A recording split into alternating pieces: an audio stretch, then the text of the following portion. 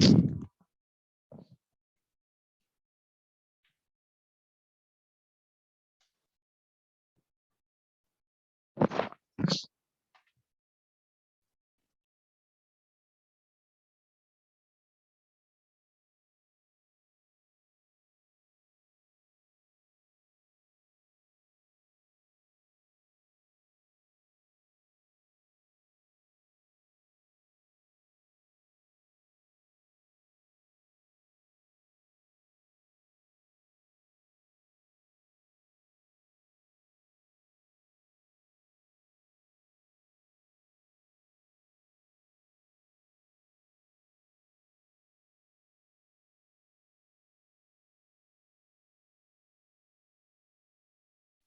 right, test, test, test. Can everybody hear me?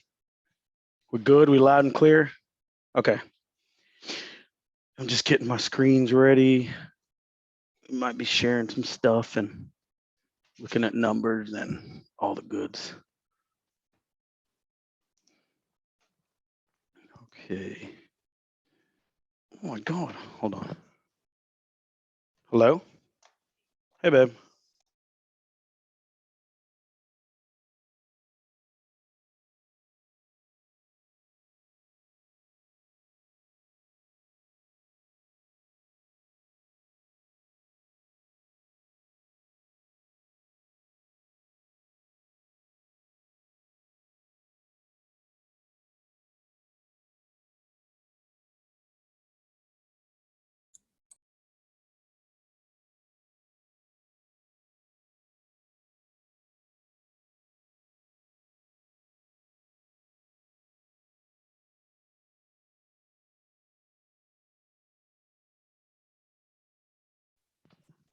All right, I'm gonna wait until actual 2 and give it a couple minutes after that because I'm working from home, so my team's at the office and I don't want to bother anybody. So I'm working admin on this thing.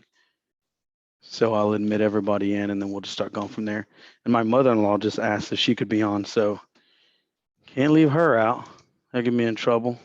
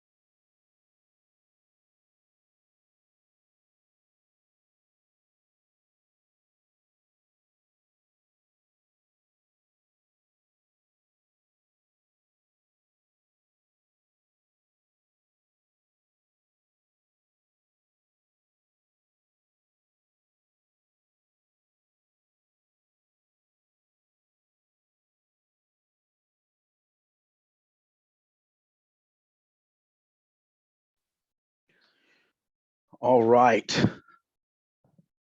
Just double checking again, make sure I didn't mess anything up. We're good. Everybody can hear me? Perfect. Okay. So this is I'll walk you through some basic things. We're going to talk a lot. I'm going to open it up to a lot of questions, and I know we've got different types of people on here. Some of you are real estate agents, some of you are not. Some of you have invested before, some of you haven't. So I'm gonna cover as much of the basics possible to make it something where people can build on the things they're learning, the things that we're talking about, and then go from there. I will tell you, for me, like starter wise, just give you an intro on me. I've been in real estate for 17 years. I got into the real estate industry when I was 25 years old. I'm almost 42. This is crazy. So I've been in real estate for a little bit. I started investing right around like actually 2007, 2008, when we moved out of our first house and we moved into our second house, and we started to rent out the first one. I had collected and owned several houses, made a lot of mistakes, screwed up, lost all of them, and have bounced back and rebuilt. And through the journey, I've just learned a lot. So I'm a licensed real estate broker here in the state of Texas. I run a team. This year, we will do about 425. I'm going to go ahead and say it. We'll do over 425. I believe we'll hit about 500 transactions on the year. I started this as a real estate agent. That's kind of where my birth in this whole thing is. And just in being a real estate agent, I began to help a lot of people invest in real estate. I helped a lot of people make good chunks of money. And at some point or another, I just realized that maybe it's my time to start doing this. Maybe it's my time to start investing for me. And once I delved into it and started really looking into it, I got really serious and I learned as much as I possibly could. And all the while, I've made tons of mistakes, but in every mistake, I've learned something new. And I put together a lot of really creative ways for me to buy real estate. And if you are asking why I'm doing this, why I'm doing it for free, because I know a ton of you are probably thinking like, what's the catch? Is he going to try to sell us something? No, I'm not selling anything. My belief system is that relationships are more powerful than any money. Relationships are the strongest thing in the world. I believe that we should teach more about relationships in school than we do about even English and math and all that stuff. You can call me crazy. Here's the deal is I learned a whole lot of math growing up that I don't use most of it nowadays. I learned a whole lot of English that my English is broken and pretty jacked up anyways. But every single day, the human connection and interaction with people is always going to get me somewhere.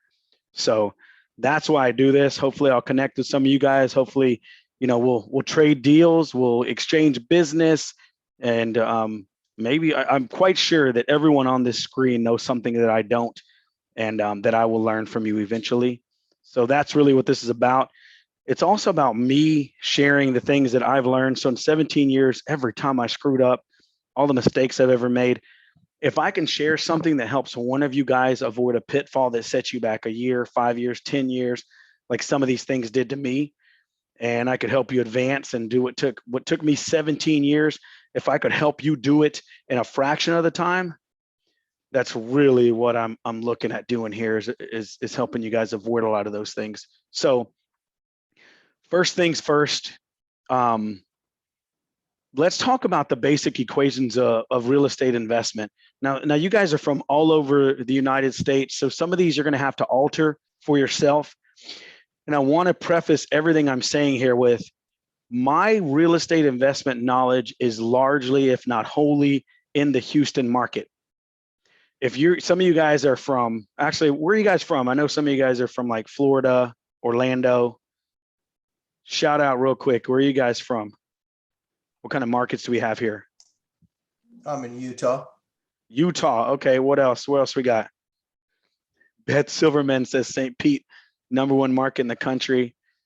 Canada. Okay. We got Ontario, Canada, Florida, plenty of Florida. Is it Beth Silverman? You're Florida, right? Yes, sir. My camera's off. I'm so excited to be here, Ozzie. I'm so happy that you're doing this. My camera's off because there's people behind me, so I don't want to be distracting, but I'm so excited for you to kick this off.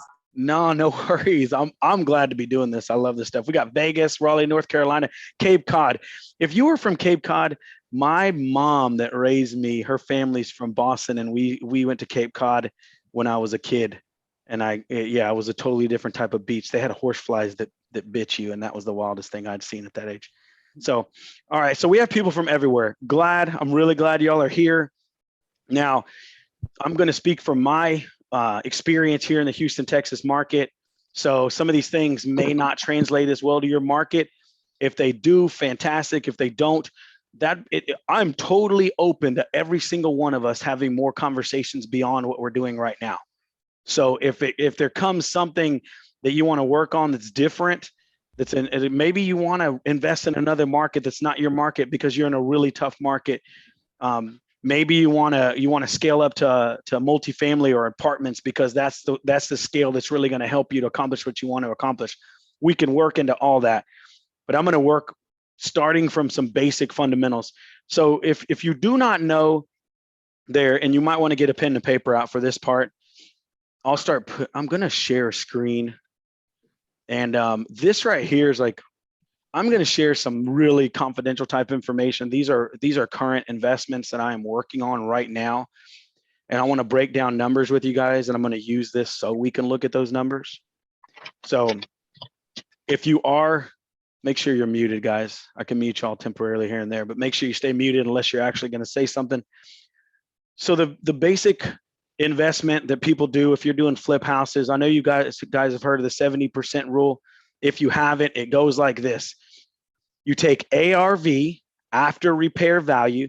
So imagine you take a property, you completely fix it up to where it's ready to go to market, and people will buy it in the condition it is, like a consumer will buy it in the condition it is for top dollar on the market.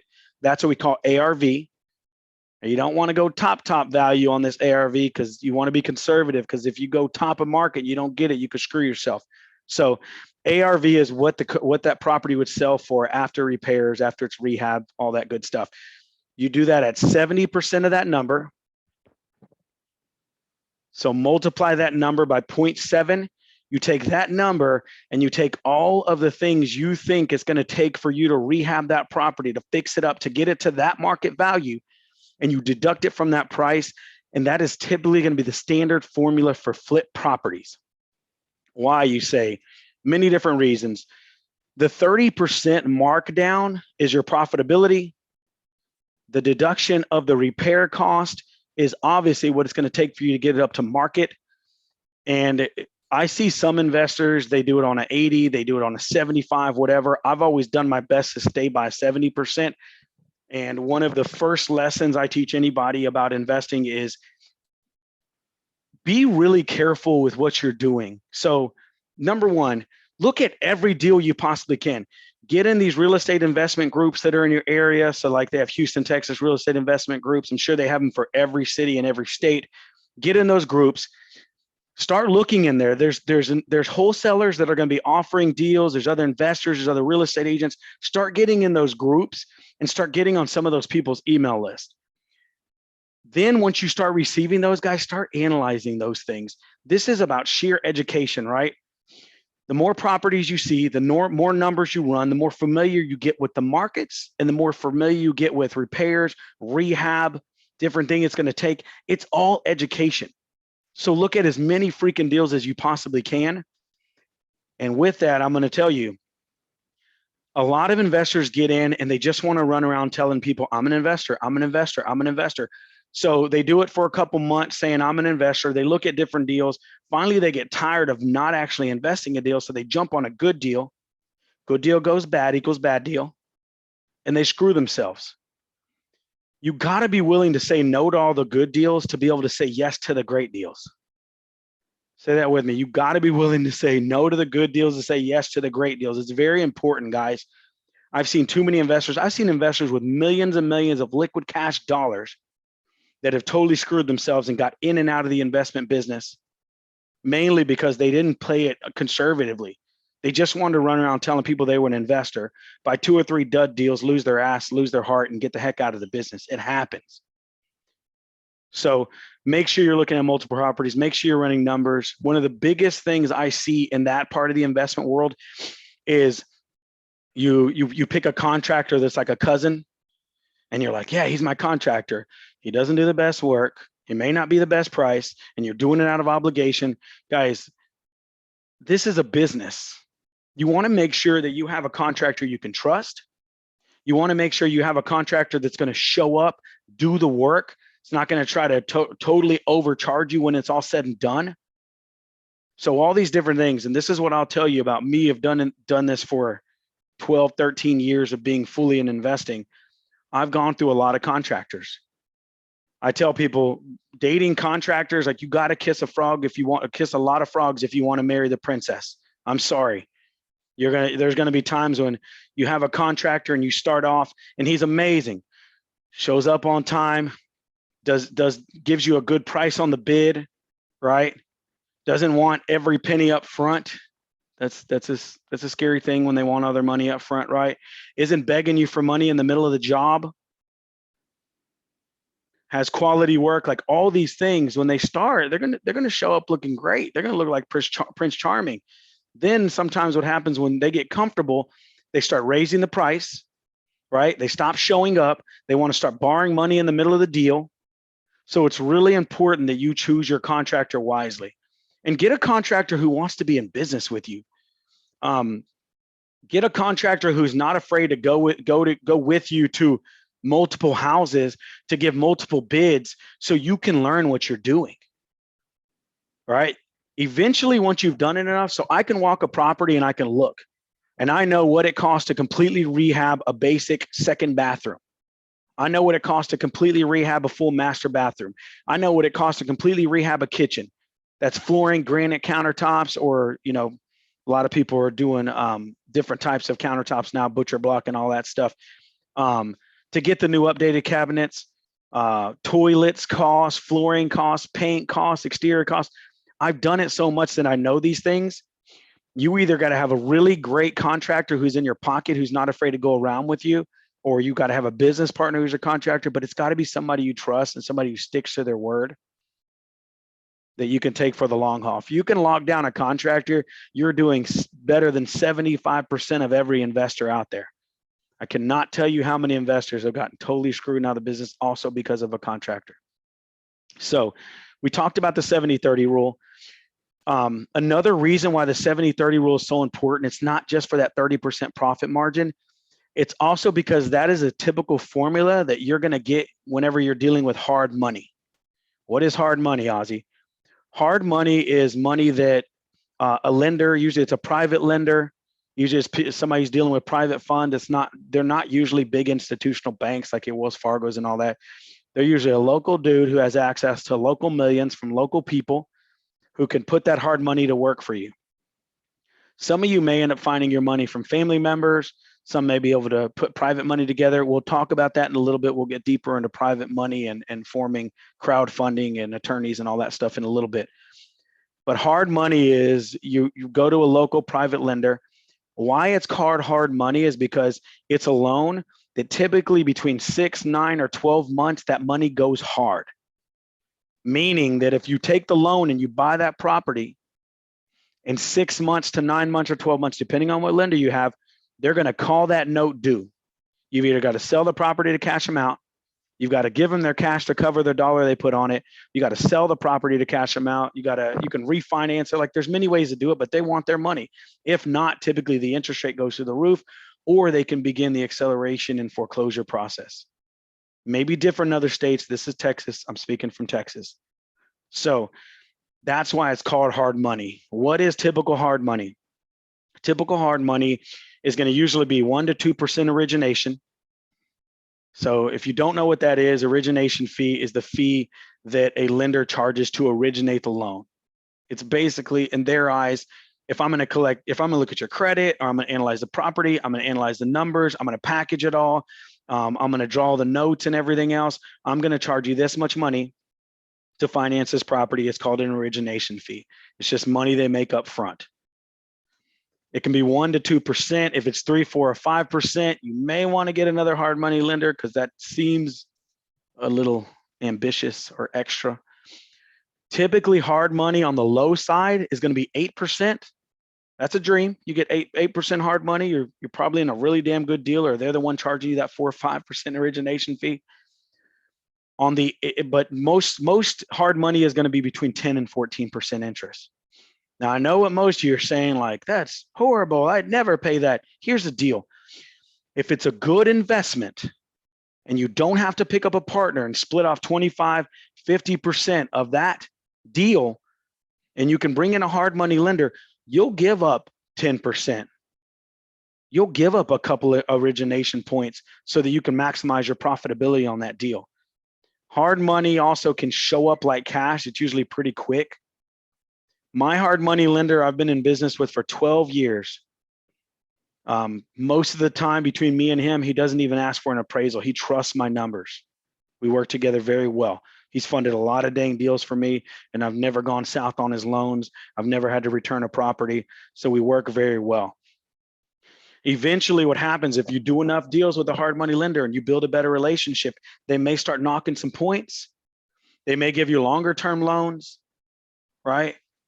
They don't go hard in 6. Instead, they move it to 9 or 12 or 18 months, depending on your project.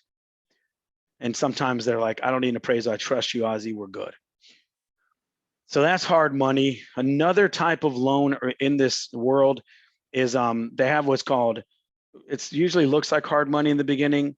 And then they turn into a bridge loan, which they can bridge you into a long-term financing, which is like a 20 or 30% financing, 20 or 30 year financing.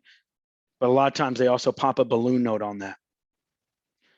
So with that being said, I'm going to hop into the next type of financing that I really appreciate. And I'm going to this is probably one of the most valuable things I'm going to teach you guys today. Owner financing. Owner financing. Most real estate agents, most consumers, that when you talk about owner financing, they hate both sides of it. If you have to do owner financing when you're buying a property, then you shouldn't be buying the property because you can't get a regular loan. That is stupid. Don't believe that crap. Right? And then on the other side, they say, I would never owner financing because I don't want to have to foreclose or collect and all this other crap. That's also not very smart in my eyes. Right? Think about it, guys. The richest companies in the world, your Wells Fargo, your Chase, they're lending money against real estate. They're even willing to lend money against real estate at less than 2% right now. Why would some of the richest people and the richest entities in the world be willing to lend money against real estate? Because it's one of the most secure investments you're ever going to come across. So if the big banks are doing it, what the heck makes it too good for you to do it? So I'm going to tell you right now, I love it. This is perfect. This meeting came at no better of a time. I sold a property. I was flipping it. I bought it. As I was flipping it and I got into contract with a buyer, we were under contract to close at $235,000. Yeah, that's our type of pricing in Houston. We have a very fair market. $235,000 for a great house that we had rehabbed. We come about a week away from closing and the bank says, I guess his financials weren't right. We can only lend him $220,000.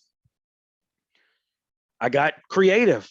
I said, great, I'll lend you the other 15% on a 6% interest rate over a 5-year note. Or actually, I think I did it 2019, 20. I did it over a 2-year note, right? So I gave him 6% interest over 2 years. He paid me like it was a vehicle. His payment was a couple $100 every month. And we had such a good relationship, and he's in this area that I'm a bad lender. I'll be real with you. He was supposed to pay off in January of 2021. And I just looked at the documents last night. He hasn't completely paid me off, but I forgot about that money. And so last night I messaged him and I say, hey, you owe me $2,035.90 or whatever. I'm going to send you an invoice. He said, great, I'll pay you right now. And I said, I'm not going to charge you late fees. We'll just get this thing done. But that's $2,000 I forgot about, right? That's just showing up. Like, this is mailbox money at a 6% interest. That money made me more money. It allowed me to close that deal, finance it. I get to make more money. So owner financing deals is not a bad thing. Now, the other side. So on an owner finance, we're going to talk about terms. Then we're also going to talk about, like, why is owner finance, could it be really great for somebody you're buying a property from? How do you pitch the idea? How do you open the conversation? And how can it be really beneficial for everyone? So first off, owner finance deals, If you already know about mortgage, you already know about this stuff mainly. But I like owner finance deals on a 30-year amortization. I'll take it at a 4, 5, 6. Heck, if it's a really great deal, I'll take it at 8%, right? Then typically you're going to want a balloon note somewhere in there. Most people don't want to do a full 20 to 30-year amortization, right? They don't want to pay it out that long. So usually you're going to do a 2, 3, 5, or I'm signing a deal on a 10-year balloon note, which a balloon note, so 30-year amortization means that note is going to be stretched out for 30 years on an amortization scale, but they're going to call it due within 5 to 10 years. So you pick that balloon note, it's between you and the seller. So let's say it's 5 years. At 5 years, the note goes balloon. That means the entire note is due. Whatever the balance is due in 5 years. So you can pay it off in cash. You can sell it. You can refinance it, whatever you got to do to get them off that note. But it's like hard money, but it's a little different because usually you're going to get much more favorable terms in a long-term owner finance. Now, some of you are probably thinking like, how the heck do you convince somebody to do that?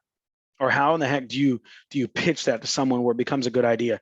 So a lot of times it doesn't take a whole world of convincing. It just takes telling them the truth about what's about to happen. So I bought an apartment complex last year for, actually is it 2020, for $950,000, a 28 unit here in Alvin, Texas, right? When we cold call, we found the deal, we talked to him, we met with him. He wanted 1.1 million. I ran the number. So I'm going to share a screen with you here real quick. You can probably get this. Oops. You can probably get this in many other websites, in many other locations, but I'm going to bring it to you here. So how many, if I use bankrate.com, and I don't know why, I don't even know where I found this. I think I Googled it and it just popped up. So I use this site right here called bankrate.com. And I want to show this to you because it breaks down some of the math and stuff like that. So bankrate.com. So I search amortization. Oops, I messed that up. That's why.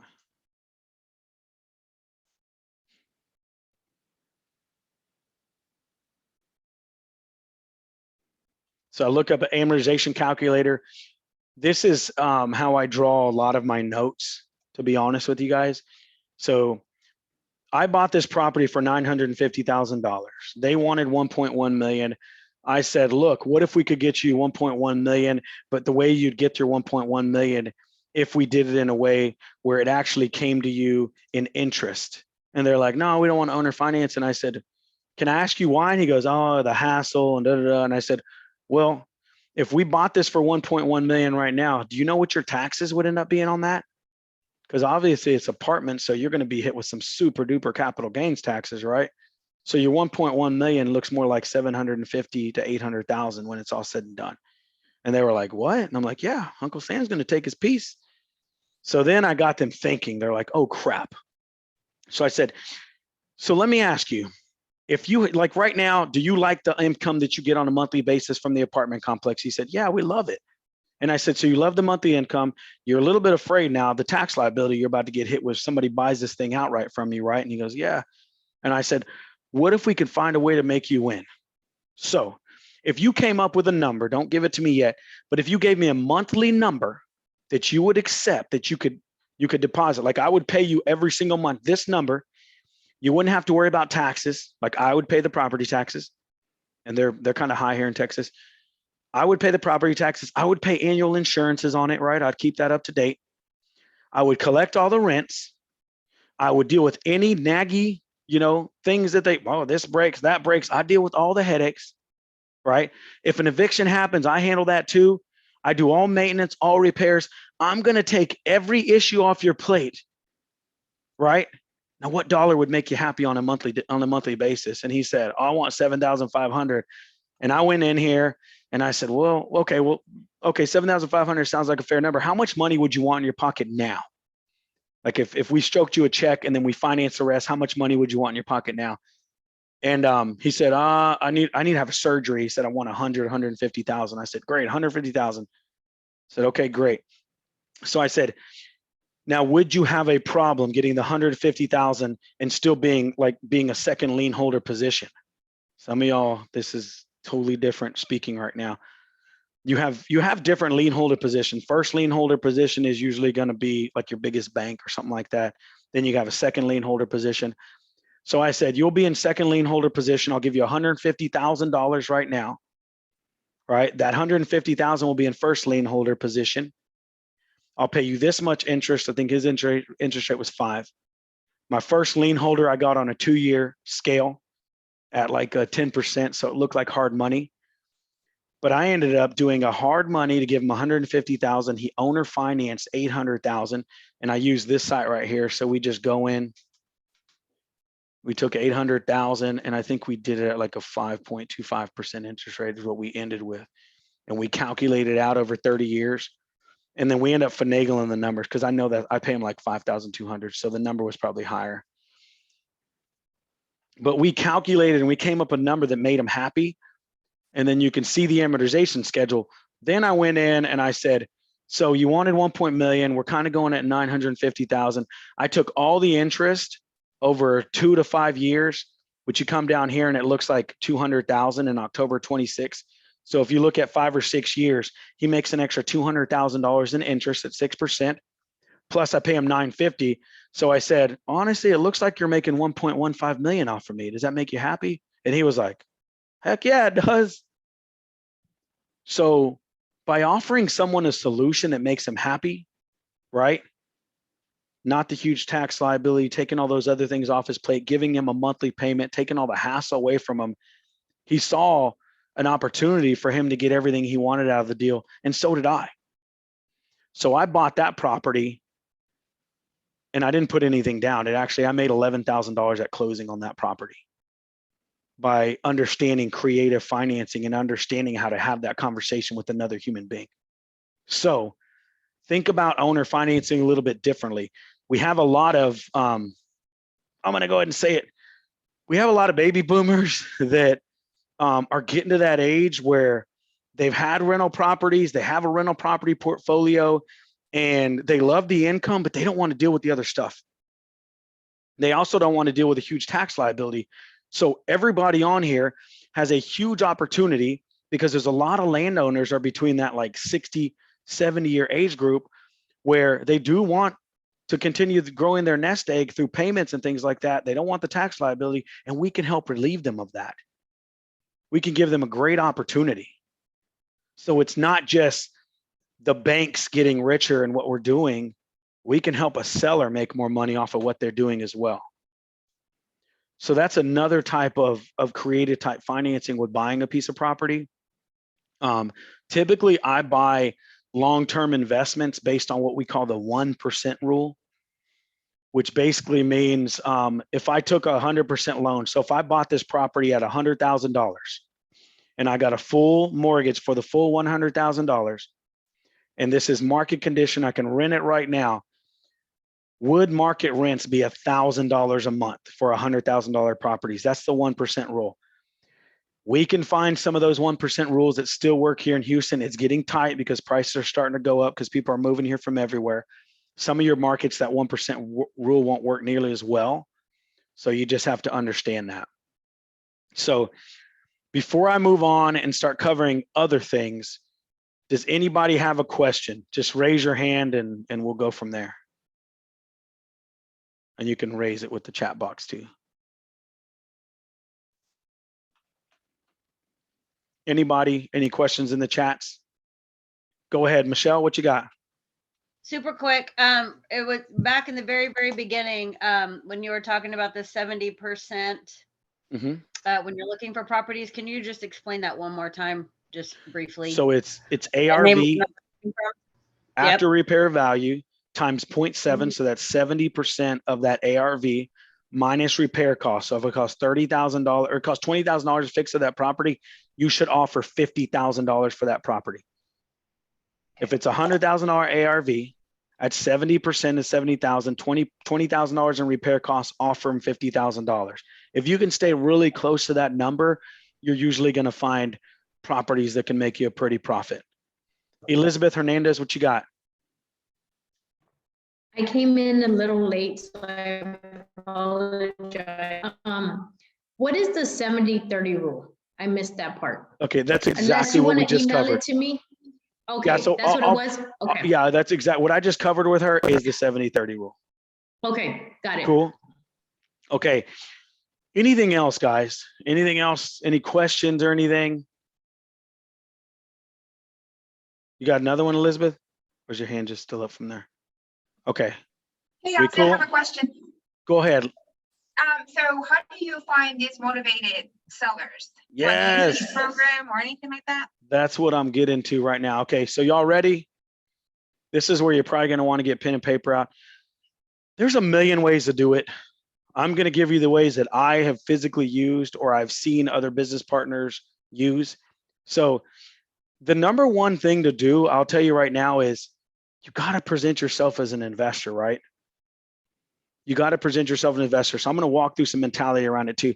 So when I say present yourself as an investor, most of you say, well, I don't have the money to invest, Ozzie. How am I going to get that done? Here's the deal. If you find the deals, the money will show up. So 10, 20, 30 years ago, people were running around telling me this crap, right? 15, 16 years ago when I was in the business, he who has the money makes the rules. In the investment world, it was kind of true. Now it's different because it's almost like there's two sides of it, right? You have the guy with the money and you have the guy that has the deal in his pocket. And each side is almost 50-50 now because, like, for me, I have Texas investors, right? I'm from Texas. I've dealt with Texas people my whole life. And my Texas investors, they're always like, Ozzie, I want a 10 cap, or I want a 10% return, or 12 or 20 or whatever. They want ridiculous returns, which they weren't so ridiculous years ago. And then I have these California people. So if you're from California, these California people come to Texas and they got money, right? They sell one property, it's like $2 million, and you can buy like 5 houses in Texas with that. So they're coming here with liquid cash, right? And these California people, to be honest with you, the ones that I've run into, Seattle people, they're showing up too. They're showing up with boatloads of cash, and they're not looking for 10 to 20% return. They're happy with 3 to 5, right? They're happy with 6. Some of them are just like, just park my money. I don't even need a return. I'll take inflation dollars, right? I'll take equity dollars as it raises. Like, I don't need all that. So guess what? The game has changed now. If a guy wants 10% on a deal I'm offering him a great spread on, and somebody else wants 3%, I get to pick up the 7. Who am I going to go with? The dude who wants 3% on it, right? So, and there's a lot of them out there. There's more people with money than I've seen in a long time. When I was in my 20s, I was broke. Everybody was broke. Now that we're getting up age 40, I'm surrounded by people that have more and more money. It's just that age thing. You start hanging out with different people. So I pitched to this guy. He said he wanted this big kickback or whatever. And I said, Mr. Richard, I love you. I said, but you're the one that keeps on saying, don't California my Texas. And you're also the reason why California is going to California our Texas, because I got investors over here who put more money with me. They want less return, and they're going to be happy buying pieces of Texas when you won't. So I'm going to ask you to take a percentage like this, or I'm going to go to someone else. So the game has changed. If you find a deal, the money will show up, right? You can find people with money. Pitch the deal. Go on one of this If you go find a deal and you don't have the money to take it down, start building a relationship with hard money lenders. Start building a relationship with private lenders. Go to these investment groups, and when you lock up that deal, when you lock it into contract, or however you're going to put it under contract, it could be a listing agreement. It could be a wholesale assignment agreement. We can dig into that. That's a little more technical. But when you lock in the deal, you can pitch it on these investment groups. Like we have Houston investment groups. Somebody's going to raise their hand and say, I want in. I'll fund that deal. I'll buy that deal. And it may be that you're just going to make money in an assignment or a wholesale or even a commission. If you're a real estate agent, that's fine. Do it. Build your capital. Or it may be somebody just wants to fund you as an investor. That begins to happen as you get deeper into this industry, as you start doing it more and more. So somebody said 1031 exchange. If you don't know what a 1031 exchange is, so if somebody like California people, they go and sell this, they sell an investment property where they're going to be hit with taxes or whatever. So what they do is when they sell that property, they sign documentation to do a 1031 exchange. It's not avoidance of taxes, right? It's a deferment of taxes. People think, oh, we get to avoid taxes. No, you're going to pay them one day. Uncle Sam's going to come up with a way to get his money. I promise you, it's going to end up happening.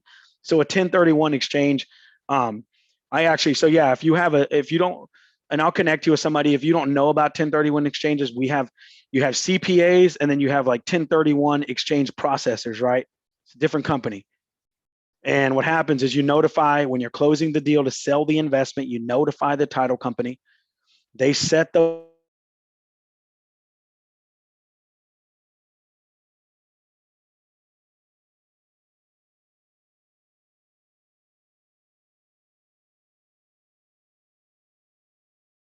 funds, identify the next investment property, that deal closes, and then you have so many days to close that deal.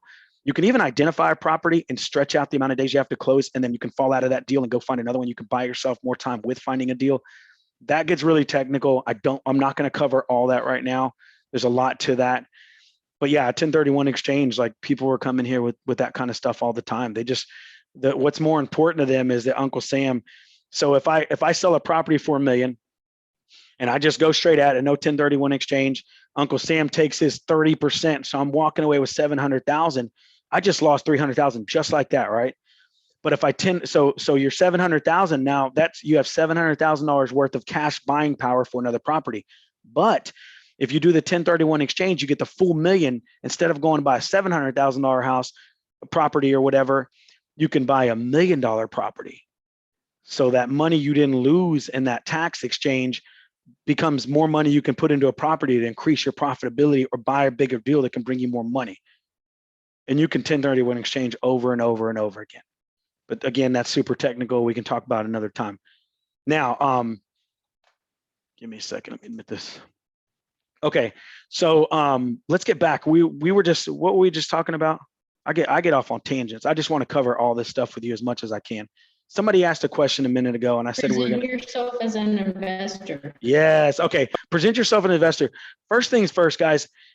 You know people who are gonna get into situations where they have distressed properties. Present yourself as an investor. I present myself an investor. Last year, I bought a deal, fixed it up, flipped it, made $80,000 on that deal. I actually partnered with another investor because I wanted him to take a ride with me because he had millions in funds so that we can invest in other properties, like bigger deals down the road. We earned trust together. Well, that deal closed. We made our money. He made a split. He's great. We still do business together. And then this week I get a call from her and she says, hey, I got another friend who wants to sell her property. They don't want to do any repairs. They don't want to mess with nothing. She's in a nursing home right now. She needs out quick. It's been a year and a half, and her like, I guess her nieces or her grandchildren were starting to squat in the place. She wasn't happy because they were destroying it. So I'm meeting her tomorrow because somebody else used me and somebody else knew I was an investor to write her a cash offer to more than likely buy that property, right? Another thing, I'm buying a 9-unit deal right now here in Pearland and Alvin, Texas. That one I got off of owner financing as well. That's going to be a great deal. I got that because I was at a diner. I went and sat down at a diner. I was eating lunch by myself. I talked to the waitress. The waitress said, oh, you're a real estate agent? We started talking. I said, yes. She said, well, I'm going to need some help because my landlord's about to sell my property. My antenna goes up. I say, well, let me ask you a question. Do you want to move out? She goes, no, I love it. I want to stay here. And I said, would you like me as your landlord? And would you like to stay there? And she said, yeah. And I said, great. Give me your landlord's information and I'll see if I can write an offer. Right. We go back and forth for a couple months. Then one day she calls me again. She goes, hey, it's going to happen. They're repainting my house I'm living in. And I said, okay, let me get in contact right now. Called her. She had 9 other properties. Actually, it was a 4-plex, a duplex, and 3 single family houses that we got all under contract. So we're going to buy all 9 properties. She's one of these, a little bit older. We're doing a 30-year amortization, 10-year balloon note, 5% interest rate, putting $225,000 down. And I'm actually partnering. The $225,000 down is coming from an investor that wanted to do a 1031 exchange, didn't meet his deadline. Now he's sitting on like $800,000 or $900,000 cash. And he said, Ozzie, I want to partner with you. And I said, I don't need a partner. I said, but if you want to, let's do it. You throw the 225, you cover costs. We'll go 50-50 on this thing. And What we'll do is in a couple months, I'll refinance you out of the 225. You'll get your money back and we'll stay partners on this thing. So it's a relationship thing. Do I need him in the deal? No, I can do it myself. But if I bring him in on the deal, I show him a big return and he's got $1 million and his dad's got $1 million. Now we can go buy more properties together, right? It's a rich get richer type world. So number one, let everybody know you're in the real estate world. Let everybody know you're looking to buy properties, right? Another one is called Driving for Dollars. There's apps out there. You have like Deal Machine. You have, oh my gosh. There's so many of them, but like Deal Machine is one where you can go to the property, take a picture of the property. Deal Machine will help you gather data and you can send a postcard of that picture of the property directly to that homeowner and say, hey, I'm interested in buying your property. That's where this is the world where we talk about skip tracing. If you don't know what skip tracing is, I learned skip tracing a long time ago because I actually went in on a partnership to buy a repossession company to repo vehicles. While I was doing my research buying that company, I learned how to skip trace. So we learned how to track cars. If I can track a moving vehicle and a human being in a moving vehicle, track them down to repo that, I can definitely track down a house and an owner. I did not stay in the repo company because it didn't make my heart feel good taking people's cars. I did not like that stuff, but I used that knowledge and I brought it in the real estate world and it's called skip tracing. So if you see a house that looks run down, that looks like nobody's maintaining it, it looks vacant, all that good stuff, you can skip trace it, you can find the owner, and then you can reach out to them and just call them, send them emails, send them text messages. Here's the sites that I'm going to give you that I use for skip tracing. One, which is a little crazy, publicdata.com is like an offshore type website where you can track people off of license plate numbers and things like that, which in the state of Texas, I think it's illegal, but when you do it with an offshore database, it is what it is, right? Data is data. They can't stop me from using publicdata.com. You have batch skip tracing, BATCH, that you can take a list of addresses and you can send it over in like a CSV or an Excel spreadsheet and they'll skip trace it for you. You can also go to Fiverr.com, FIVERR.com, and you can search. So Fiverr is just a place where you can go and find freelance people that do work. VA, stuff like that. But Fiverr, you can go on and you can look up skip tracing experts and you can send data and they'll skip trace. Their job is to go and find the owner and all their contact information, get it back to you. You also have Cole Realty Resources is one. Vulcan 7 does some of that too. White Pages, if you don't have White Pages, get a White Pages account, not the most expensive thing in the world. And then this is probably worth all the money. Most people don't know about this, but a lot of times when you look up properties, you'll find an LLC and then you're like, oh, it's a dead end. What do I do? Well, there's a site called Corporation Wiki, CORPORATIONWIKI. In Corporation Wiki, you can actually look up that LLC and it'll give you a link tree of everyone that owns that property, like all the different people who are involved in that LLC. The only time that gets hard is if you have like a really well embedded trust that it won't be able to pull the data on it. But almost every LLC, I've never had an LLC that I ran through Corporation Wiki that I couldn't find the owner. Then once you find the owner's name, then you can run other skip tracing methods to find that person. What else in that world right there? Okay, so that's one of those big things as far as looking at vacant properties. We call that driving for dollars. I like driving for dollars because typically I'm in my world, like I'm in Pearland, Texas or Houston, Texas, in the areas that I operate in. And I've trained myself. No matter, I could be going on date night with my wife and I see an apartment. I'm like, oh, look at that apartment. And I take a picture of the address. I take a picture of the leasing sign, and then I can go back and I can find all the data on that. So another great site or sites, especially like when it gets to multifamily and like commercial, if you don't already have CoStar and LoopNet, if you already have it, great. If not, I don't know if you want to spend the money on it. It's pretty expensive unless you're really serious. But on the back end of CoStar, here's a secret. On the back end of CoStar, which if people don't know, CoStar is one of the largest data companies in the world. They own like apartments.com, lootnet.com, Lands of America, landsoftexas.com, all these sites. What they really are is they're one of the greatest companies at collecting data. So if you research properties on CoStar, you can find expired properties, apartment complex, commercial properties.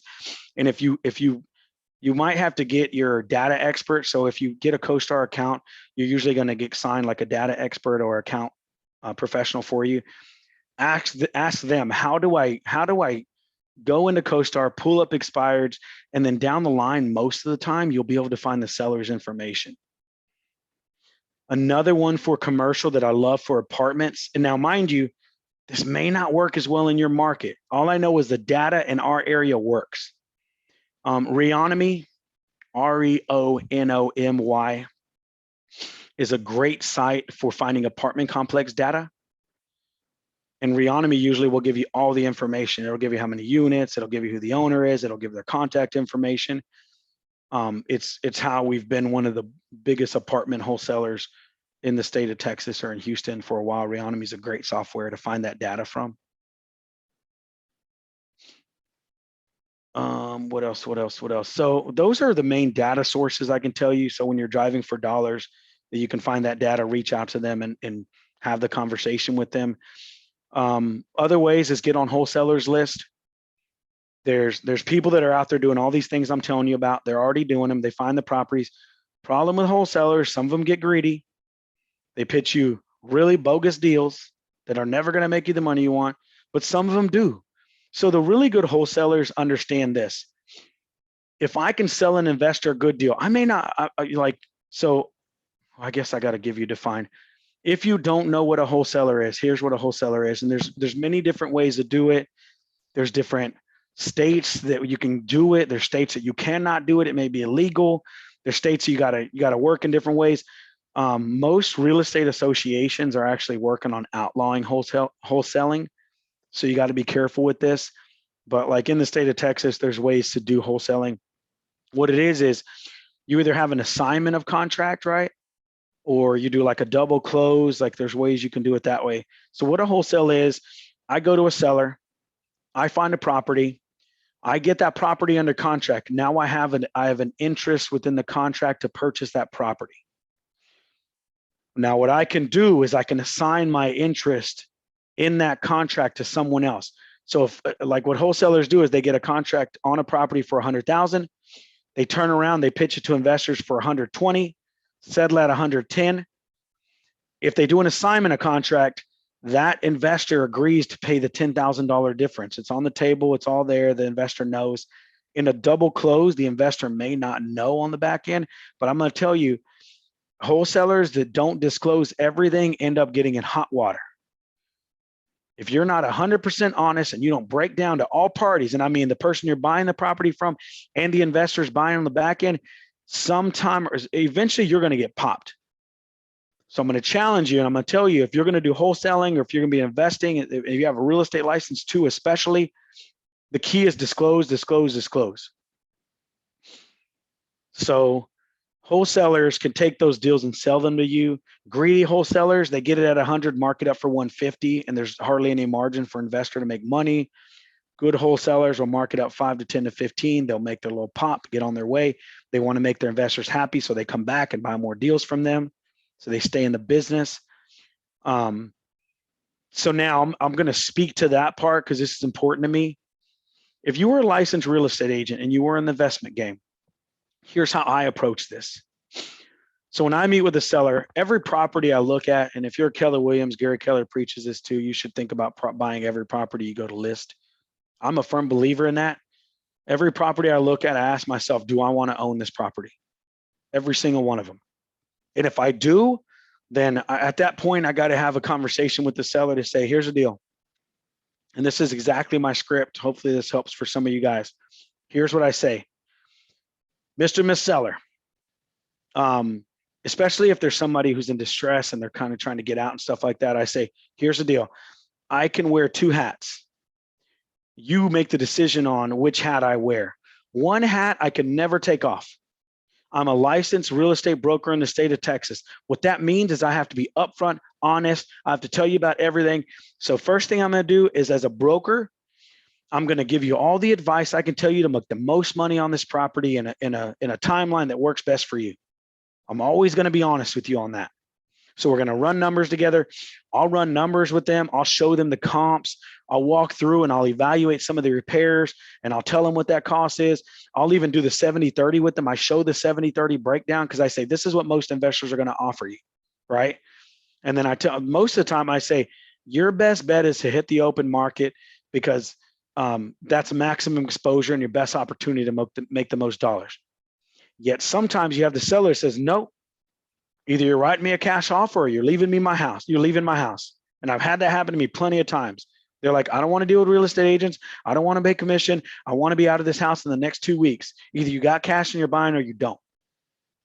At that point, I say, great. So I have my real estate agent hat on. I'm going to keep that on. I'm not going to take it off, but I'm going to put my investor hat on. I'm going to run numbers and I'm going to make sure it fits. I already went over the 70-30 with you and I run the numbers and I say, this is my cash offer. We can close in 2 weeks. Sometimes they take it, sometimes they don't. Now, I also offer a third because I do wholesaling and I have an investor list of about 140,000 people nationwide.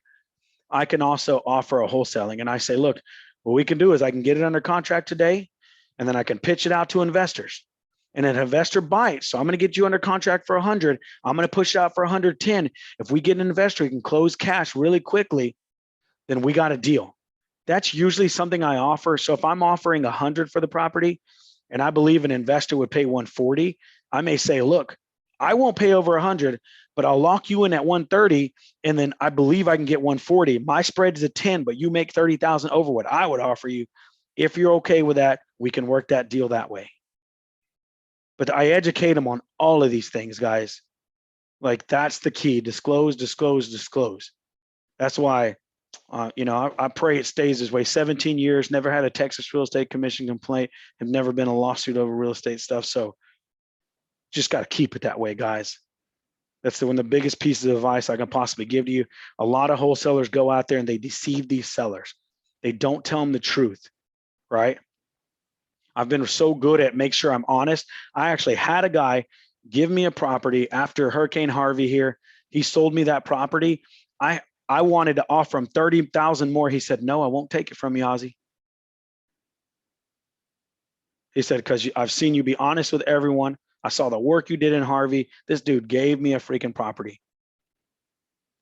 You said, can you repeat the benefit from cash offer and wholesale?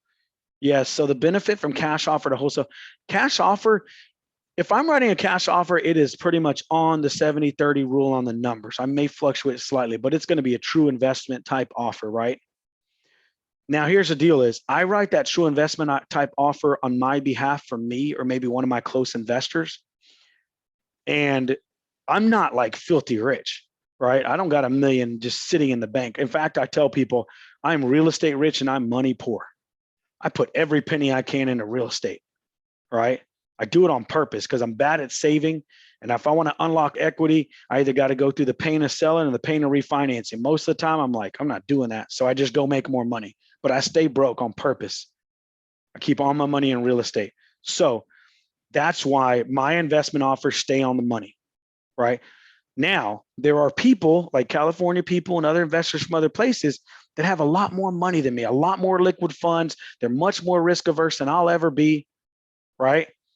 So if I can take it and I can mark it up to make my seller or this person more money, and I can still push it out to the investors, and they're willing to pay that dollar because they're that dang rich, we can all win that way. So there can be an extra margin, 10, 20, 30, maybe 40, sometimes 50,000. That's here in Houston. That's our market. It may be hundreds of thousands in other markets like your New Jersey, New Yorks, and LAs and all that stuff. You guys are rich, all right? It's just a different world. If that makes sense, I hope that made sense. Okay. Other ways to buy deals. So here in the state of Texas, we work different than other places, but you have distressed properties. It might work similar in your state. We have a list here in Houston. If you're in Houston, it's called foreclosehouston.com is one of them. It used to be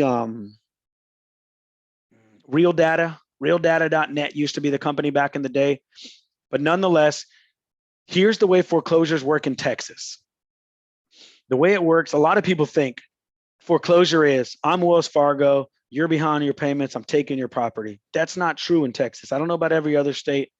But here in Texas, the way it works is you're behind your payments. I'm Wells Fargo, right? First thing I do is when you start going behind on payments, I have to register a notice of default with the county in which the mortgage is in, right, for that property. So I file a notice of default with the county. That tells the county they're behind their payments. Foreclosure proceedings will more than likely start soon if they don't catch up on their payments.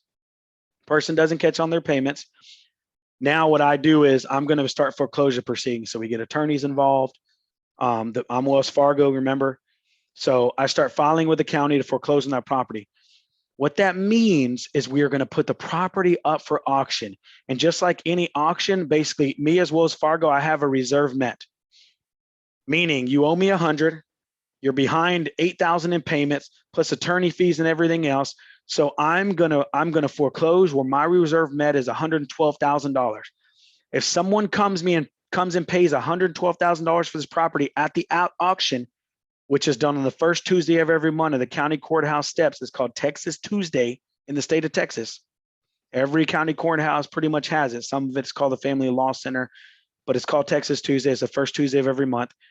They auction that property at the courthouse steps. But before they do that, they have to go out and put it out publicly. They have to create a list and they have to file it. They have to put it in at least one public place. Typically, it's like a newspaper or like here it's cron.com for the bigger places. But you have to make it a public thing. Like everybody has to have the equal opportunity to buy this property.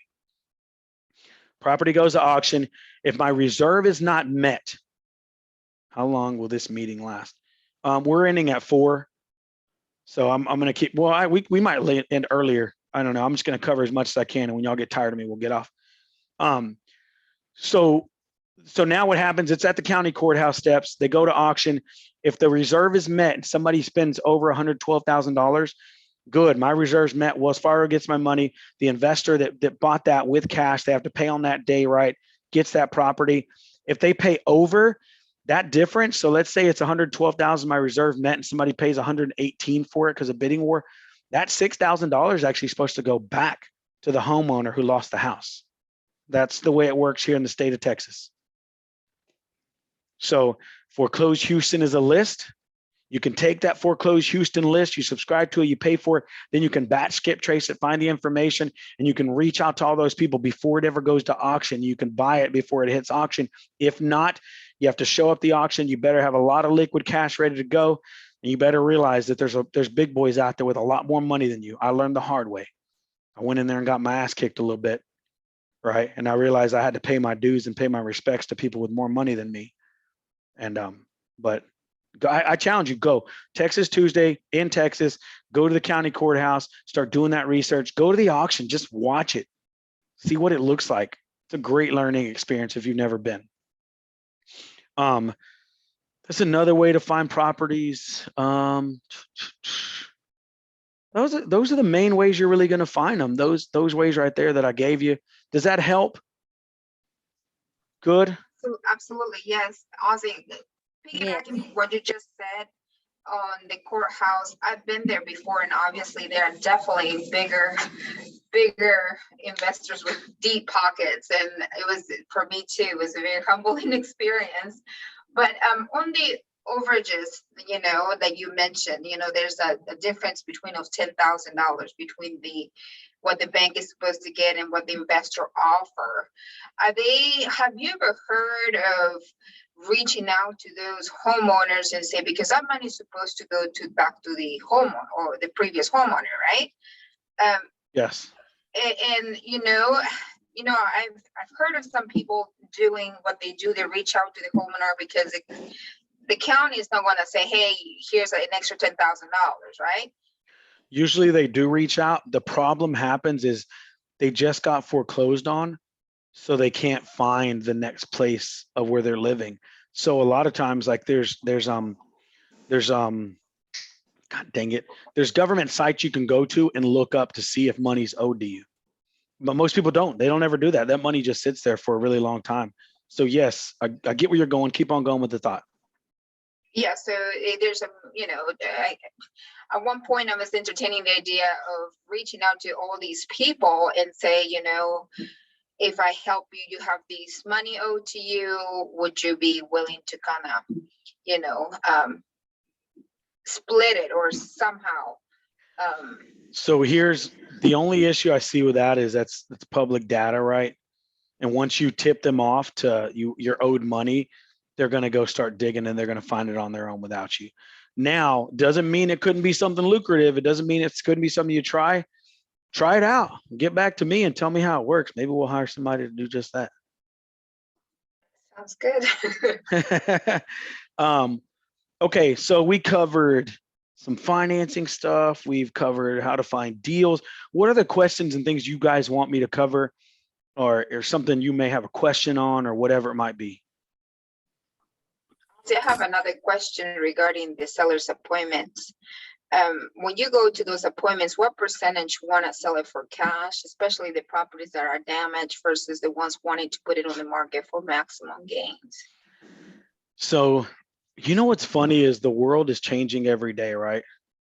So if you know, I think your basic consumer like us, I think the people in this room, we would think, who the hell would sell their property for a lesser amount?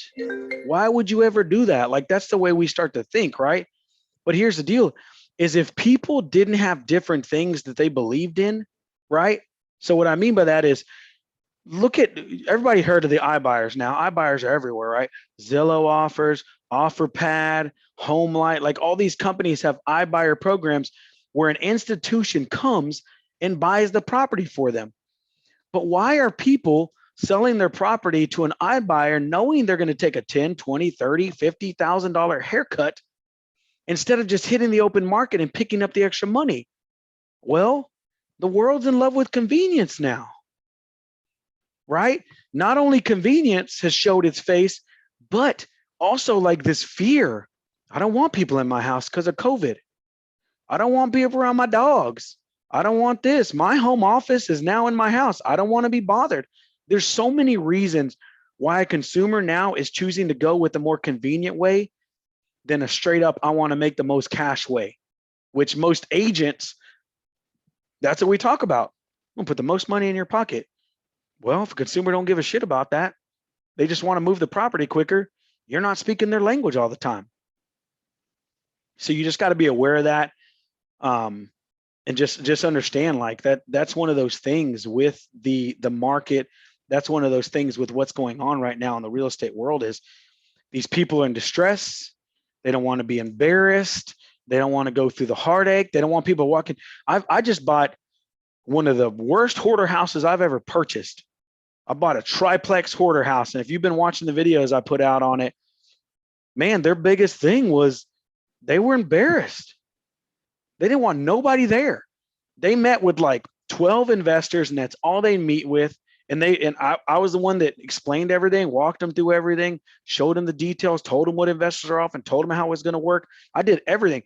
Oh, here's another thing. I offer partnerships. Here's a good one, guys. It's a great way to get some deals going. I'm sorry, my hoodie, my little strings in here and it's bothering me. So I'm trying to get it out. But here's the deal. This is one of the things I offer to people when I'm offering to buy their property. Sometimes if I feel there may be a better opportunity, sometimes I say, look, you want the most money, but you don't have all the money to do all the repairs to this property right now, right? Okay. What if we partnered up? Here's what we'll do. I will buy the property from you right now for this amount of money. We come up with something that works for us, right? Usually I'm at the 70-30 rule. I'm buying the property at that price. I fix it up. I put my money into it. I do all the work. And then at the end, I give you 25% of my profitability. So you make money now so you can make your move and go do what you want to do. And then I'll pay you another check later. We signed a joint venture agreement to where I include them on that and they can file a lien against the property against me to make sure they get their money. They haven't had to do that with me. And I've made a lot of people happy that way. Or I tell them, like, if you sell to an investor, the investor takes the risk and makes all the money. But if we partnered up and we took some risk together and you chose to go in business with me, I'm going to take all the risk and we're going to share the money. If that sounds like a winning compromise to you, let's go into business together. Most people are like, no, I don't want to do that. But some people do. I've done it. I closed a couple different deals that way. And I loved it. I love going back and saying, here's an $8,000 check. And they're like, I really didn't expect this was ever going to come to me, but it does. You can make that happen. That's just another thing. Did that kind of in a roundabout, wild ass way answer your question? Yes, so when you do that, does the note remains in the seller's name then, and you just When do I kind of do like a it, subject to, or? so you can. So subject to is another type of financing, or it's not really a type of financing. Subject to, guys, if you don't know. So first off, if I can avoid subject to, I'll avoid subject to. I take the property fully in my name in every single way. There's no loan against it. Those are all paid off and relieved, so we don't have to worry about any issues. A subject to, guys, if you come across a property that as is, the way it is right now, based on their mortgage and everything, doesn't have a crap ton of equity in it, what you can do is you can offer what's called a subject to. What it means is they're handing over the deed to you, or signing the deed over to you, subject to different things within an agreement. Now, subject tos can be written in many different ways, but you got to be real careful, because what a subject to is, so they're signing the deed to me. They're the homeowner. They signed the deed to me. They still have the mortgage on the property. So they have a mortgage with Wells Fargo still on the property. Right now, some people will say, well, what about the due on sale clause? And what about acceleration clauses and all that stuff? Here's the deal. Yes, if the bank has acceleration, due on sale clauses, things like that, transfer deed clauses, they could call that no due and everybody can be kind of screwed. Right. However, I've never seen it happen. And I'm not saying it won't. I'm just saying here in the state of Texas, with all the subject to deals I've ever seen, I've never seen the lender call the note due, because most of the time, the lender cares about one thing. Am I getting my money? And here's the deal is when you do a subject to, so let's say Miss Parker here, she's the homeowner. I'm buying it subject to, which is she's deeding it over to me. We sign an agreement. Typically what I'm going to do is I'm going to give her some money to move out, a couple $1,000s here. I take over the note. Then I'm usually going to owner finance it to somebody else and do what we call a wraparound mortgage on the back end. You got to get an attorney involved to do it the right way. The wraparound mortgage wraps around it. So we know the property's worth 150. She owes about 120, right? I do a wraparound mortgage. So I take it at 120 on the debt. She's 10,000 behind. It's a distressed property most of the time. She's $10,000 behind. I owner finance it to someone else. They give me $20,000. I use the 10,000 to pay off the 10,000 that's owed to the bank. I keep the 10,000 for any repairs, reserves, or anything to protect me, right? I sell it for 160,000, 10,000 owner on it, owner finance 20% down. And I have to make sure my note absolutely wraps and covers the previous note. So if the previous note is left on a 25-year amortization, my note has to line up with the 25 years left. My note has to cover their interest rate. So if they're at a 4, I need about a 6 or 7 or something like that to make that work, right? And then I got to make sure that at no time in this loan does the principal that my wrap note goes below what is owed on the previous note. But the goal is to get it started like that, and in 2 years, either sell it to that person completely or refinance out of the original note to save everybody from getting in trouble.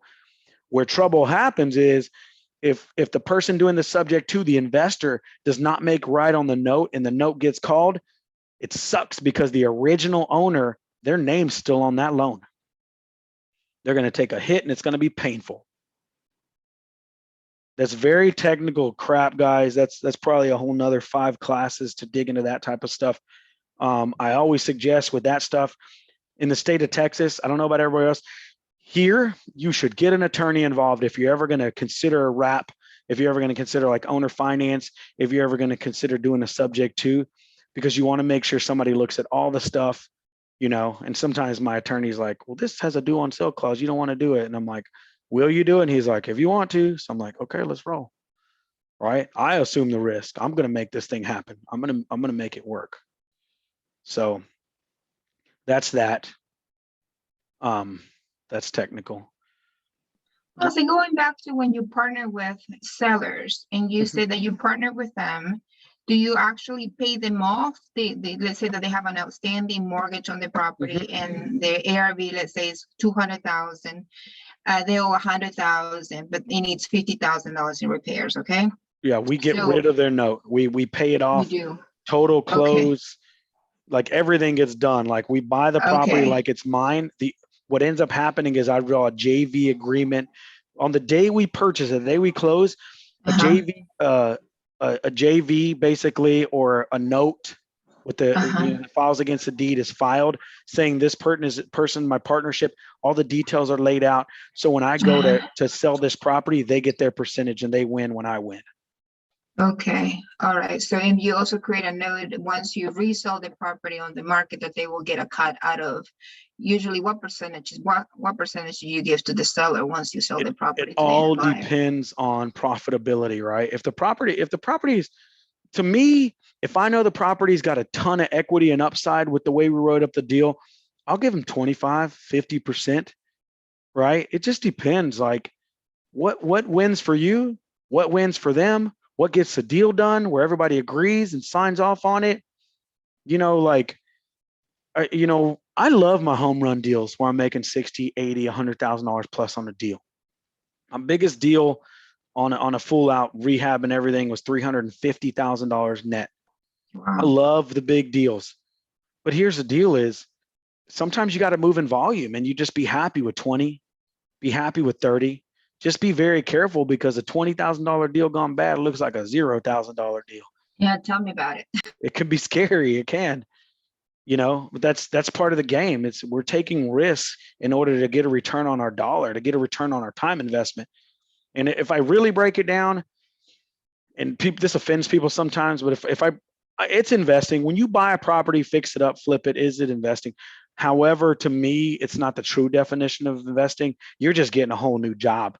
Because That's right. Yeah. Flipping properties is a whole new damn job. If you own a real estate company and you're a real estate agent and you're flipping properties, you got a second job, and it can be time consuming unless you hire someone to run all the stuff for you and you're doing enough volume for that. That's different. What other things do you guys want to cover today? Do you have questions about? I can break down deals. I can do all kinds of stuff. Ozzie, I have a question. A client come from California, I am in Maryland, and they need to have the 3 addresses in the paper for the 1031 exchange. And we are running out of time. What happens if I don't find nothing? Can I put any address and then change it or no? Because in my class, they said that you have to change the address, but the realtor from California said, put anything. So here's the deal. What I can do is I can send you my 1031 exchange lady. Okay. And she can give you details. I'm pretty sure 1031 this exchange is the same for every state, but I'm not sure.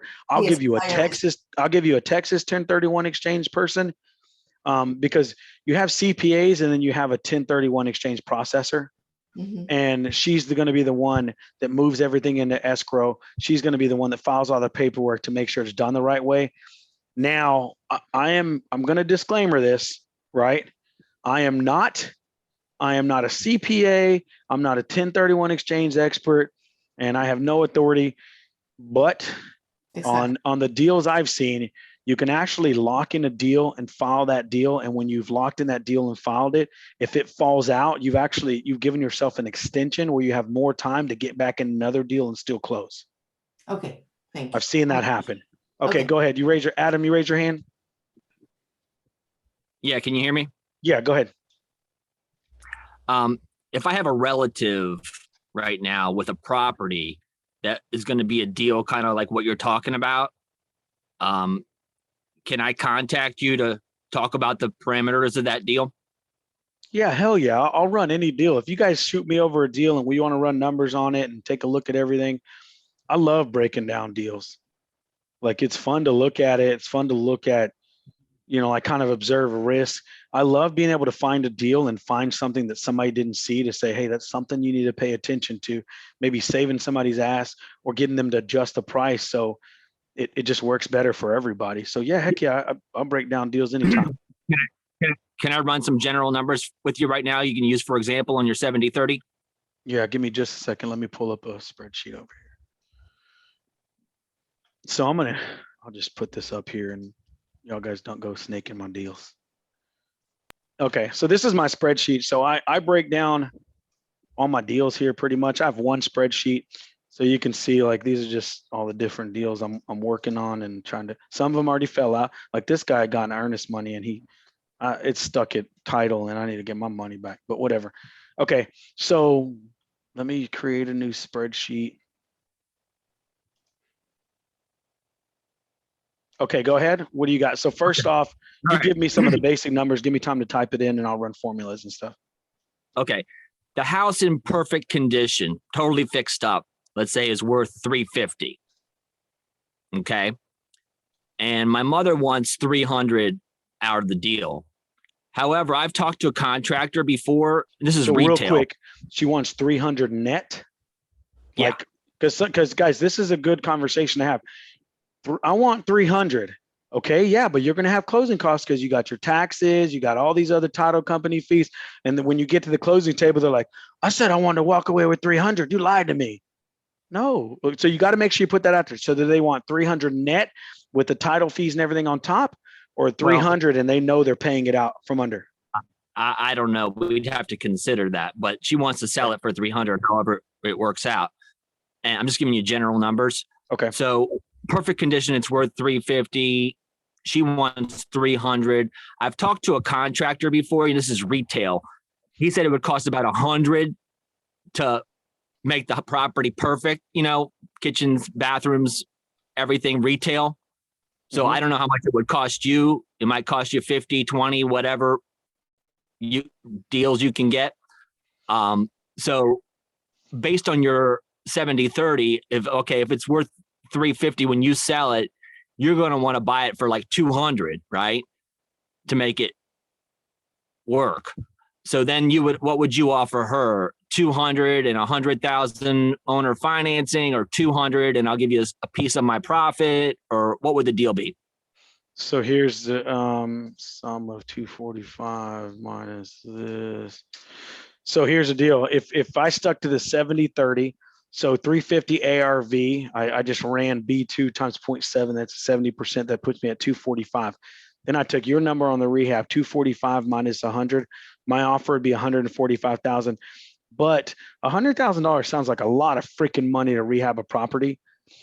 Right, I know. So I'm talking retail. So here's what I would tell you. Here's how I look at a deal like this.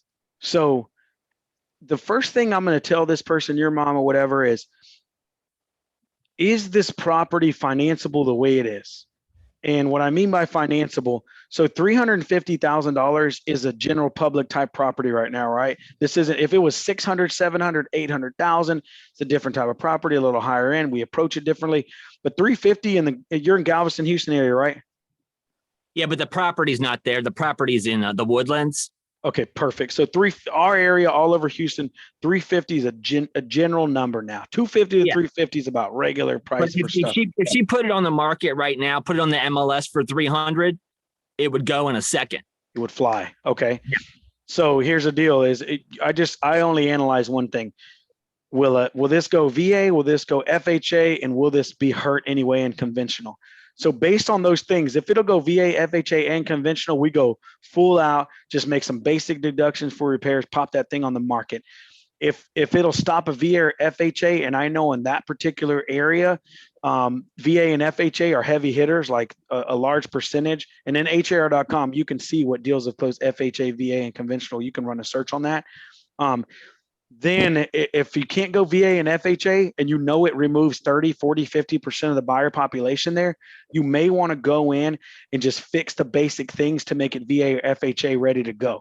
So like soffit holes, if the AC is broken, like those type of things you may want to pay attention to. Just cosmetic, like kitchens, bathrooms, flooring, paint. So condition wise, when we say kitchen, is the granite countertop chipped off, or is it just it's Formica and it should be there's nothing. It's a 1980 kitchen, but it's usable condition, right? There's nothing where you'd be like that has to be replaced. No, it's usable, but it's okay. Extremely old. I think the house was built in 1990. It's the original kitchen. So here's what I tell you is those type of properties are still very valuable. So even if it need 300, if it was ARV 350 and you believe it needed $50,000 worth of upgrades, I'd Yeah. pop it on for 325 because you can get it. Right. So here's the last question I'm going to give you. Why should she possibly go with you or just go with a regular realtor and pay 6% or whatever? You know, it depends on marketing. So like we do things different, man. My marketing's sick. So we when we put on the open house and we begin to market that property, we do what's called market saturation. So if you're a real estate agent in the greater Houston area, this is a big statistic. There is a 73% chance anybody that buys a house lives within 1 to 2 square miles of that house right now. 73% chance they already live or know someone lives in 2 square miles. It's called birds of a feather flock together. So what we do is we heavily market that area. Social media retargeting. We do ringless voicemail, mass text messages, hold a beast open house, social media targeting, all kinds of stuff. So we bring 10 to 20% more eyeballs to a given property before we have the open house put on the market. And that's how you drive up price, man. More people looking at the property, more offers means we can't technically call it a bidding war, but you're getting into a bidding war, and we raise that price and make that person more money than they could have made on their own. So my point is, you're going to offer her 200 or whatever you offer her. And is she going to get her 300? If she did, let's say she sold it to you for 200 and you did a profit sharing deal with her or owner finance deal or We fix whatever. it up. Yeah. So what we would do typically on that, if I bought it, so let's say I bought it for 300, knowing it's probably worth 350 at the ARV. Well, so here's the deal: is if I've really bought it, knowing it's 350 and it needs 50,000, so that puts us at 300. I'd probably buy that around the $250,000 mark. And then what I would do is I would say, here, look, I'll give you. So if there's another $50,000 in there that I know she could make without me, if I wasn't in the deal and I didn't buy it and we didn't partner up, if I knew it was 50,000 in there, I would actually tell her, don't sell to me. Let's just hit open market. You're going to win better that way. Yeah. But if there was a bigger margin in there, and I know my way of doing it could make her an extra $10,000 to $20,000, that's when I would recommend teaming up with me. There has to be a margin big enough to where your mom would win over going on the market herself. That's when I JV and partner up with people. When I know that the repairs would. So if I knew it cost $20,000 worth of repairs and that 20 could give them 50,000 value, there's 30,000 extra dollars in there and they can't afford the 20. That's when I would team up. Because I would spend the 20, they'd pick up another $10,000 because of the rehab job.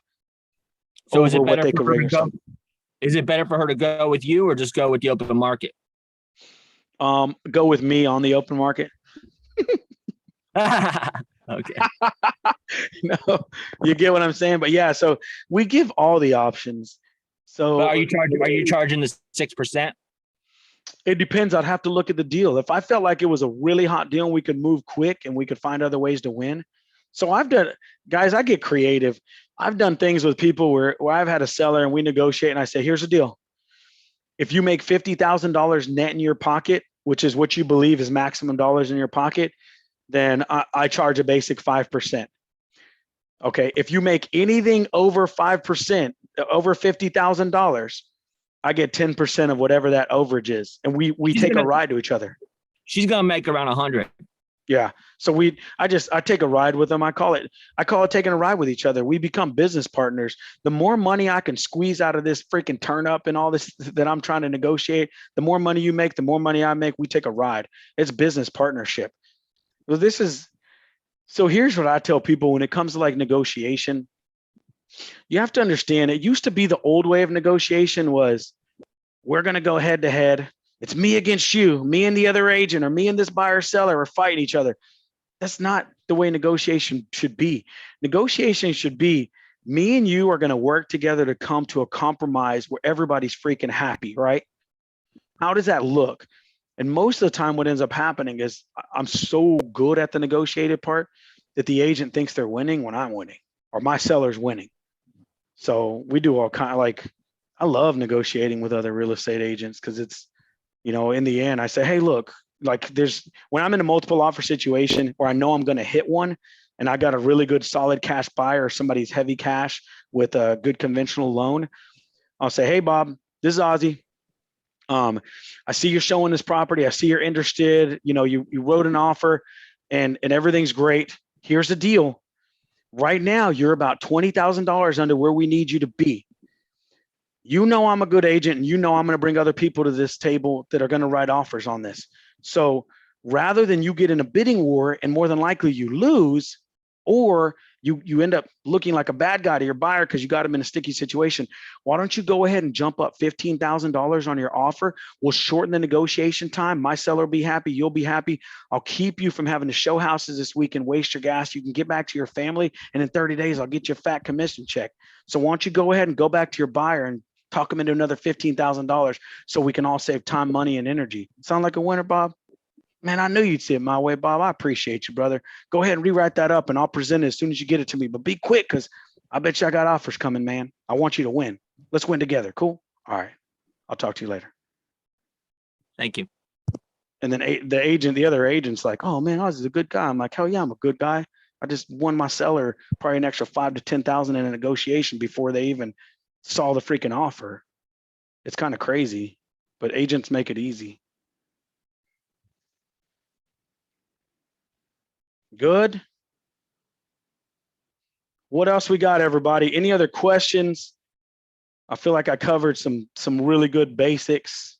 We got some good education in here. All right.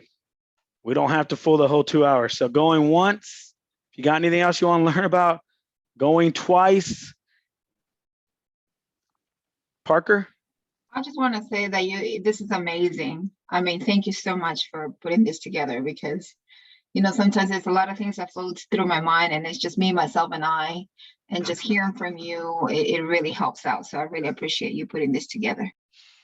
Absolutely, guys. And just keep me as a resource. Let's keep relationships going in any way I can help you guys ever. If you get into a sticky situation or you feel like you're questioning something and you want some clarity on it, I'm not saying I've done every type of deal, but I've done a lot of them, and there's a good chance I got a good answer for you. Adam, what you got? Is he frozen? It might be. Can you hear me? Yeah, I can hear you now. Go ahead. Okay. I originally contacted you to talk about working with you. Can you talk about that a little bit? Right now? Like as an investor, as a real estate agent? What are we talking about here? Oh, he froze. So here's what I'm going to do. Thank you guys. I really appreciate you guys. I'm going to give you my information. I'm going to leave it in the chat box. He froze up. This is my email address. I'm about to pop in here. It's Ozzie at askozzie.com is my email address. And my direct cell phone line is 713-201-4089. Text me, call me. If you like what you got here today, guys, let me know. I feed off of other people's energy. And my biggest thing is I hope I brought value to everybody here. I hope you learned something new. I hope you get to take this and go and feed your family at a higher level. You get to live a better life. And just, man, you guys stay blessed. And I'm here. And sometimes if it's not even about real estate, I like listening and helping people as much as I can. So keep that information, save that information, put it in your phone. If you want to save it, save my number in your phone. Most people just put the baddest mofo in Houston, Texas. If you want to do that, that's just what they call me because I'm that good. No, I'm just joking. But just put Ozzie Ramirez real estate agent or something like that. But yeah, save my number, hit me up. I'll be doing more classes, guys. For agents and stuff, I'm going to teach about short sales. I'm going to teach a little more about like digging into foreclosures and things like that. I'm just going to keep on going. So every I like Fridays from 2 to 4. I'm just going to start teaching different webinars and different things like that. So tell people, share it with people any way I can help. I'm here for you guys. And man, go out there and make badass shit happen. Cool. All right, guys, I'm gonna leave this up so y'all can save that. And if y'all need anything, just hit me up.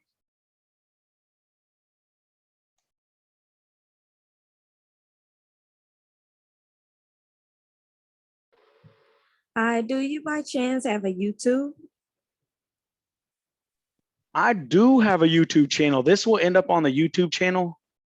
So if you want to find it, they call it AEA, or Agents Empowering Agents. What I'm going to do is everybody that had registered and wanted to be on, so I got like 518 names or something like that. I'm going to send out the recording to this and a link to the Agents Empowering Agents Facebook page, YouTube page, and all that stuff. And we put out content on a weekly basis. I put out at least one new video, sometimes about real estate, sometimes about investing, sometimes it's just positive thinking, but it's just new stuff every single week. The way I figure is, if it's in my head, it's worthless. So if I can get it out of our head, my head, the team's head, everybody, and we can share it with people, like that's how you just totally unlock all the blessings and all that stuff, just helping as many people as you can. Yes, that's great. Thank you. Yes, ma'am. Thank you.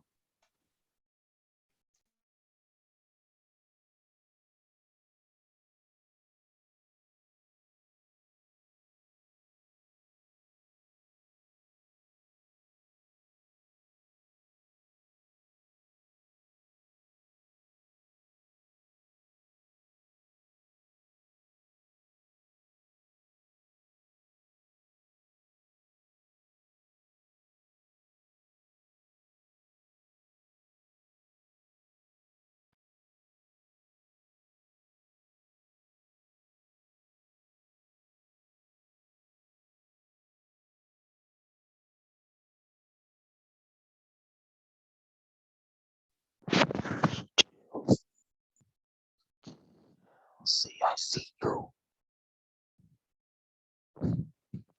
Chelsea.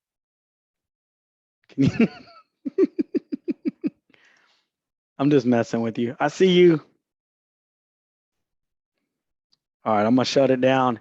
Y'all have an amazing day.